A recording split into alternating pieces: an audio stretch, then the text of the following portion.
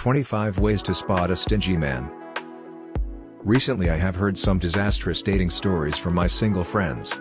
It made me think of what really repulses me most in a man, and I have to admit being stingy would be one of the worst characteristics. So I came up with a checklist on how to spot a stingy man. He still lives with his parents, or after the divorce moved back home and has no near future plans to move out. He owns a 20-year-old car in pristine condition with low kilometers that lives in the garage. He didn't lose his license and he walks everywhere, which means he rarely goes far from home. If you go out, he forgets his wallet more than once, or he always says let's go Dutch. Often you end up paying the bill as he cries broke. He gives gifts that were gifts to him or freebies he received buying other items in bulk. He owns a collection of discount vouchers you never realized existed and proudly shows them off.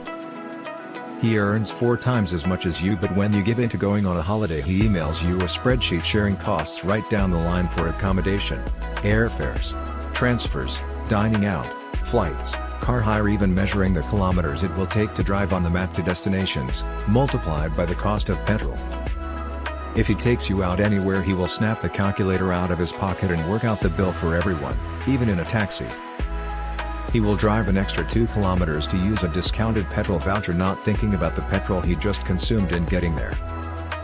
If dining out he always uses a buy one get one free meal voucher.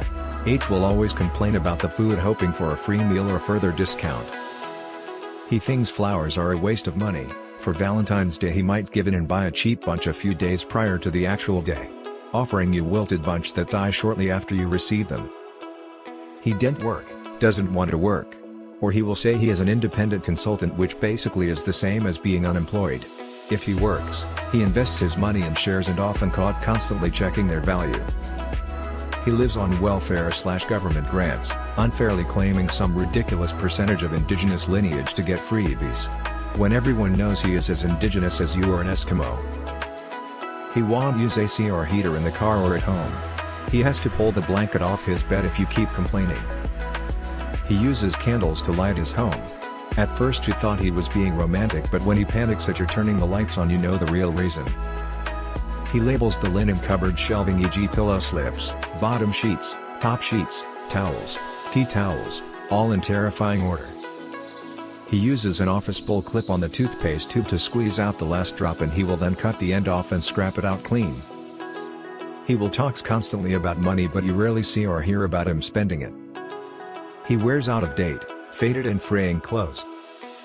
He is boring as he has no hobbies, as that might cost money.